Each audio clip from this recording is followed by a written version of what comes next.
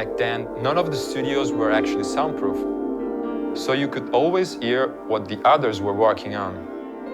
And I was working in my studio, I was hearing, this piano melody coming from Maurizio studios. And I remember I thought, wow, this is beautiful.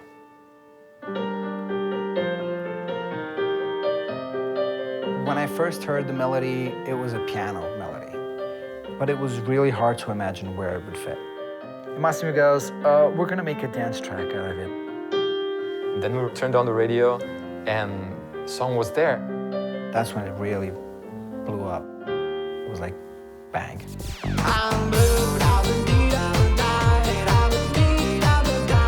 We were on stage every single day, every single country in the world. The lyrics really threw off a lot of people. The track was really pushing people's minds. We wrote the song in 2 hours, but this is only the beginning. Damn. Yo, listen up, here's the story about a little guy that lives in a blue world.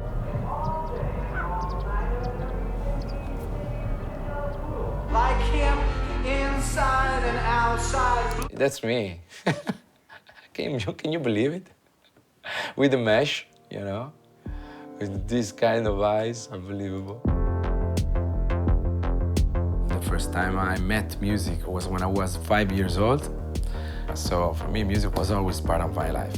But at that time, of course, I didn't think about music as a job.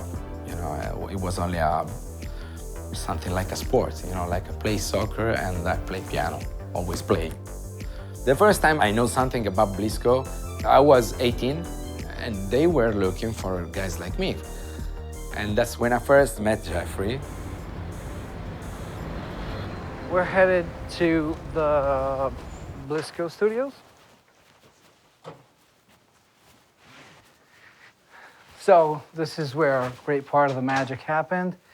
And it still feels weird to walk in because it's been home for a long time.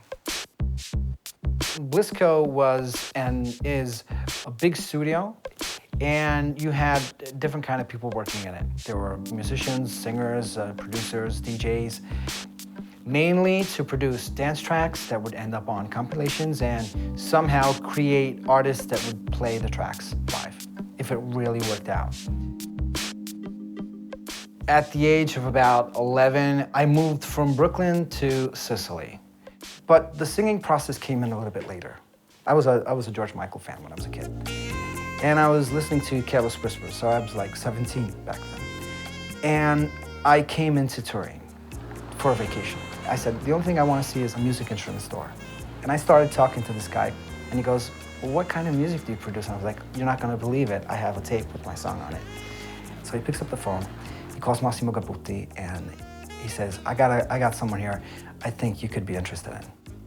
So I hear some of his songs with a perfect English accent, perfect American accent. Say, is this you? I said, yes. Come on. It was him. Gabry came to us and said, they told me you're looking for a DJ, and they said he could play as well. When I got to BlissCo, I wasn't able to find the C on a keyboard. I studied music afterwards. I went to Massimo and said, look, I would like to be able to make my own music. So next day, 8:30, I was there. This is what fascinated me about the vision of Massimo. He understood the importance of a DJ inside his team. So the original BlissCo was a small villa. We had a tree studio on the first floor. If you come, you could see a garden, then you could see kids going around and playing. One was Gabry, the other one was Maury, the other one was Gabry, the other one was me as well. It was a very creative workspace. Also, one funny thing is that none of the studios were actually soundproof. But it turned out to be very useful because every time you heard something you like from the next door, you could join and take part in the session. And that's exactly what happened with Blue. Blue came out in this way. I was playing with these piano roads and these arpeggio. Well, the first time I heard the arpeggio of Blue, let me explain the situation. My office was nothing else than the singing booth, and it was very near Maury's studio. Massimo, I remember that. He had to pass to my studio, even also to go to the bathroom. Come on, let's make something, just transform it in a song. In 1 hour, we have something like an arrangement. So it was time to write some lyrics. So, okay, we called Jeff. Jeff is upstairs. So I wrote like in maybe 30 to 40 minutes, 3 different lyrics to the track. I go back to the studio to the guys and I said, okay guys, I got 3 lyrics to this. There's one that's normal, one is so-so, and this is totally freaked out. Which one do you want first? And Maury goes, I want the freaked out one. The weird one is something like a color, he said. Color like what? Something like I'm blue. What? I'm blue, what means? You're sad, you're blue, the color, so you're a Smurf. You know, you have a lot of questions you can do. Just with one title. And I understood that everybody had their own way of seeing things. And then I thought that the metaphor of a color would be great. As if you had your own personal lens with your own personal color, that you would filter the world and everything. And that's what got me into writing the lyrics. And what we had basically was the lyrics of the verse and of the chorus, of course, which is the Ba Dee, you know, the Ba Dee thing came in from Massimo. He goes, why don't we just don't use words here and put in something that is so international that anybody can sing it. So that came my contribution, which is something that can be sung by a kid or can be sung by a crowd of football fans. They trust me, I don't know why. And believe it or not, what you're listening to today is exactly what I recorded that day. We never sang it again. In fact, that take, exactly as it is one version, which is called dub version.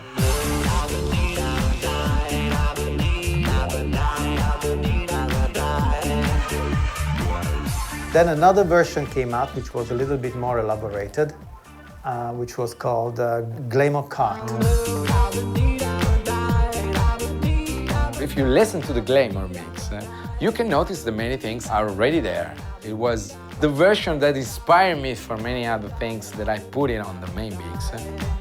And a few days have gone by, and I walk down to the studio, and I walk in, and there's Maury working with Gabry on the track.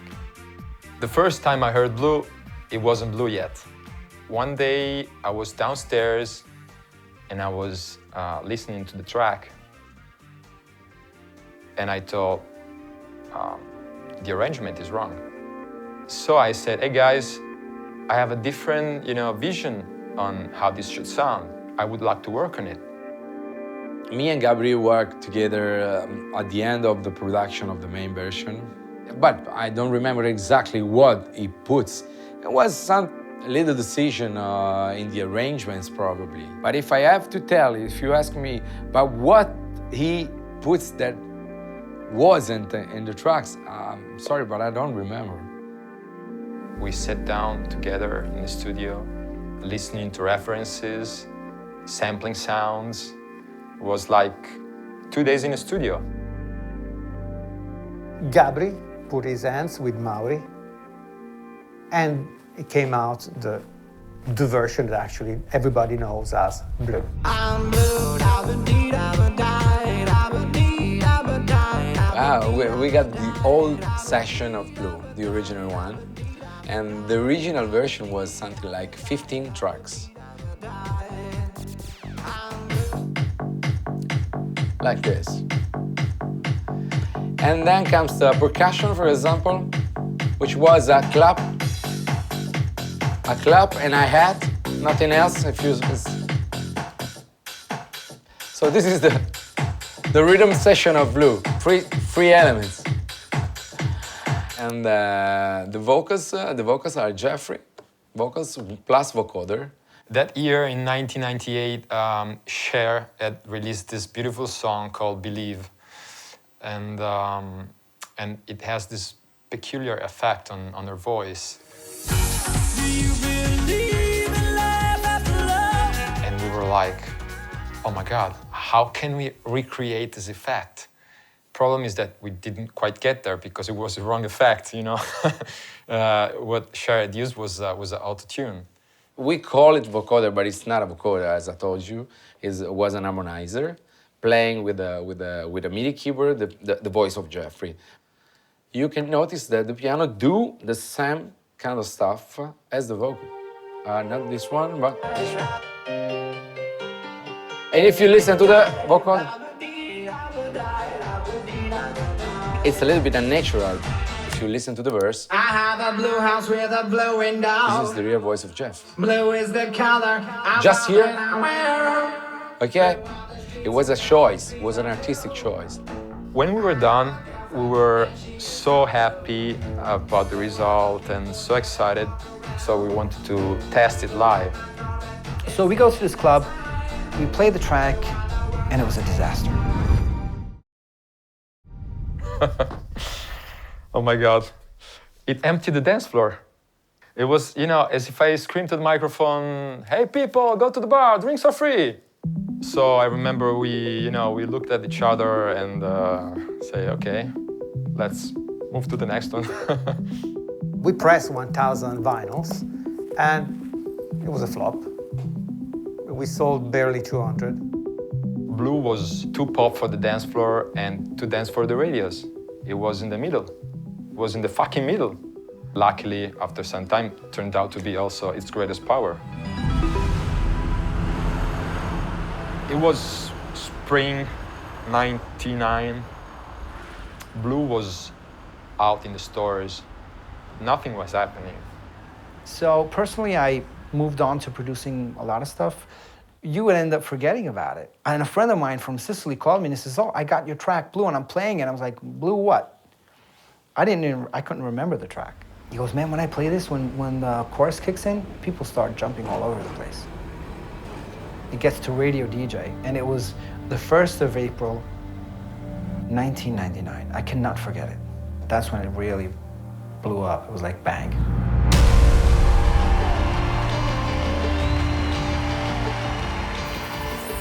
From the time that it hit the radio to the time that we actually got on a stage, it was a matter of days. We were on stage every single day. We found ourselves playing between Destiny's Child and Bon Jovi or Sugar Ray. You know, your mindset is, this is a one-in-a-lifetime opportunity. You're never gonna have this again. So you have to take whatever comes in. 15 million of copies, platinum records, diamond records, silver records, gold records, every single country in the world. We would like to start and say thank you to our big family in Torino, and we'd like to thank them from the bottom of our heart. Thank you, Bliss Corporation, from Eiffel, straight to you. The biggest achievement, I think, the one that gave us more personal satisfaction was to see our song rise to Billboard charts. And, you know, USA is a big market, and it was an alien market for dance music by then. It was like, wow, this European dance music, for the first time, is kind of making it in USA. And then the US tour. Consider that the big dance and electronic festivals that we know today weren't existing. Some of them were like Ultra Music Festival, but I mean, it was like 7, 8 years before guys like David Guetta or Black Eyed Peas made it mainstream. I realized that we were totally out of context. We were dressing like, how can I say, aliens, astronauts, which was for us a way to, how can I say, be different. We are on the way to Radio DJ. Radio DJ is one of the most important radio stations in Italy. It played a key role in the story of Blue. Eiffel 65, yo, listen up, here's the story. Parli del diavolo, eh? E c'è qui Gabry Ponte, Bella Gabry! Bravo Gabry. Citiamo ovviamente quando si parla di Eiffel anche Maury, Gabry, e Massimo. Tutto il gruppo che ha... Tra l'altro diciamo perché siamo qui oggi. Infatti vorrei che tu dicessi perché sei qui. Da me oggi ho pensato di coinvolgerli in questa piccola chiacchierata con te, visto che insomma sei stato anche uno dei fautori del successo di questo disco. Infatti, mi sono arricchito anch'io grazie agli Eiffel 65. No, vabbè, tu lo sai cosa penso di questa cosa. Io sono molto orgoglioso, no? Di essere stato tra i promotori qui in Italia, è da qui che è partito tutto. Io mi ricordo ancora la data, pensate. Ma veramente? Eh sì, me la ricordo. Che giorno era? Era il 1° aprile del 1999. Mi ricordo perché quando me l'hanno detto ho pensato sarà uno scherzo, no? Cioè, il 1° aprile. E invece poi era vero, insomma, siamo andati in macchina, abbiamo acceso la radio e c'era Albertino che diceva questo è Blue degli Eiffel 65. Questo è Blue degli Eiffel 65 su Radio DJ, One Nation, One Station. E chiudiamo così la puntata di giovedì 29 novembre.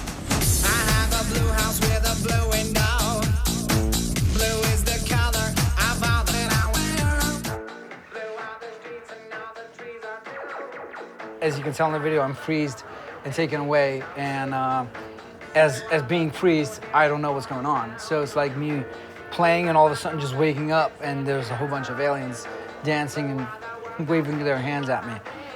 And in the meantime, Gabry and Maury are trying to get to me.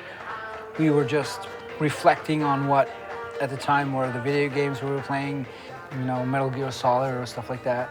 Jeffrey was the one who told me we can use the ambient and the atmosphere of of Metal Gear Solid, and we can find a story inside of a 3D world.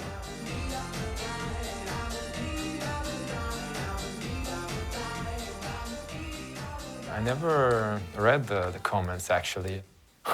Better than Despacito. I'm blue, I'm a beat up a guy, I would... Oh my God. I would pee on a guy.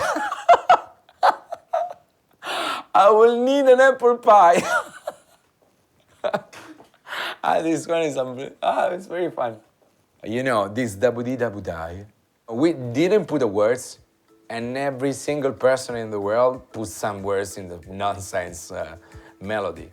Basically, for the record, it's just Ba Dee Ba Dee. We got to Germany and they said, okay, blue means drunk around here. The track was really pushing people's minds into understanding things that were not there.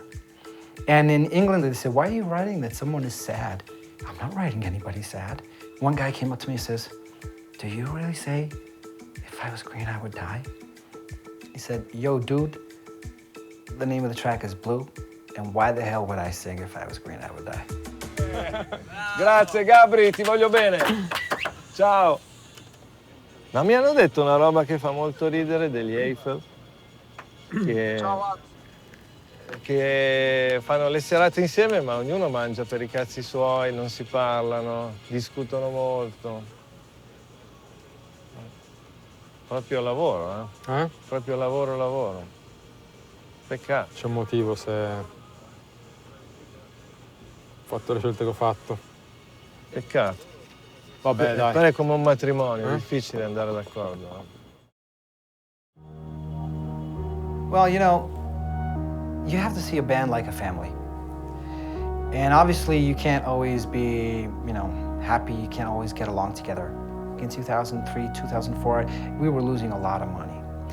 Why? Is because Gabry had a lot of intentions to have his own personal career, which is great, to work out. But if Gabry was gigging on his own, we could not be gigging as Eiffel. And so we came to the point where actually we thought it was a better idea to have the gigs done with Maury and I alone. But I really don't know all the real in-depth things that could have been between Maury and Gabry. I know that Maury probably doesn't like a few things that happened between him and Gabry.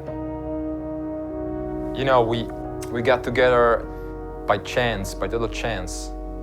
And also when Blue came out, artistically speaking, our personalities were not totally developed yet. So I started my solo project in parallel. And so we kinda drifted apart. But we never fight together. Never, never. And then life changed, you know, life changed. Money changed, popularity changed the people. And for me in Blue, he helped me in the last probably 1 or 2 days of the last things I did.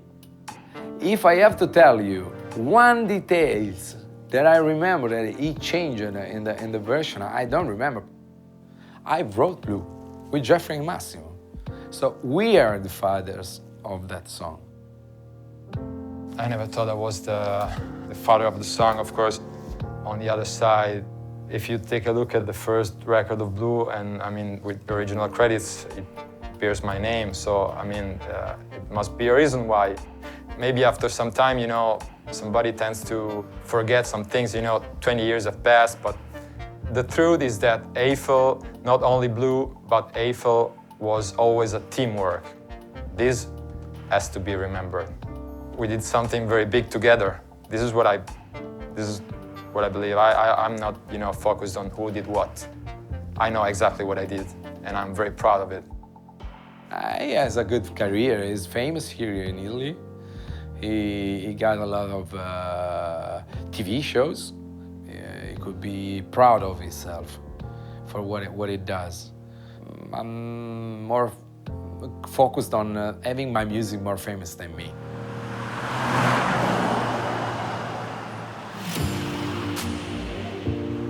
We're going to the Live Club. Personally, it's one of my favorites. It's loaded with a lot of people.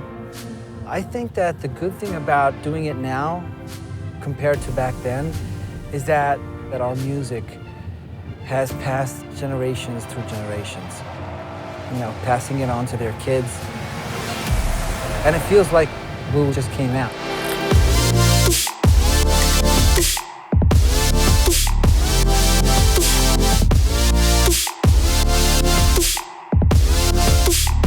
I'm a lucky guy. I have to say that I'm a real lucky guy. You know, things like this really don't happen often to people. And when they do, you really do have to understand that it's not just a matter of talent. It's a matter of luck. What could be better than living thanks to my passion? If I could say something about the impact of Blue, maybe creative generation of Italian producers that were aiming for the world, not only for the next disco. It obviously changed my life totally. I was just a guy working in, you know, in a basement, trying to make music, and so I'm very grateful to Blue and to all the BlissCo people for that.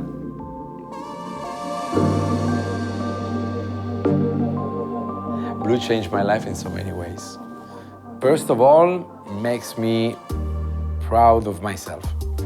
Because before Blue, for example, I don't remember how many singles I failed before Blue.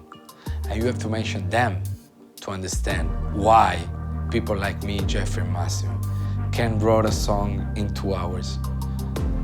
It's not a question of we made a song in 2 hours, but we make a life that leads you in those 2 hours to make the song. Yo, listen up, here's the story about a little guy that lives in a blue world. And all day and all night, and everything he sees is just blue. Like him, inside and outside. Blue his house with a blue little window and a blue Corvette. And everything is blue for him and himself and everybody